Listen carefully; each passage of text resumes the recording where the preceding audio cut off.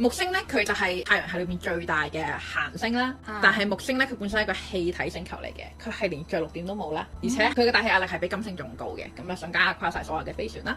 其中一個衛星叫做木衛二咧，木衛二同地球距離咧係5到8年嘅航行距離，係最為人所驚嘆嘅衛星。因為咧呢一個衛星咧擁有一個地下嘅海洋，而且係太陽系裏邊唯一一個擁有液態水嘅星球。火星佢係有固態水，佢唔係有液態水啦。我哋估唔到，居然唯一一個有水嘅星球係一個衛星，而唔係一個行星啊！木衛二嘅表面咧係覆蓋住厚厚嘅冰層啦，大概係15到20公里嘅冰層。冰殼下邊咧係有數十公里嘅液態水層。嗰啲液態水你估下佢係點嚟嘅？因為佢距離太陽就太遠啦，就有7.78億。佢對比起地球同太陽距離咧係5倍嘅距離。咁所以佢收到嘅陽光得4%，溫度係極低。但係問題係作為一個衛星點解佢入邊熱過出邊？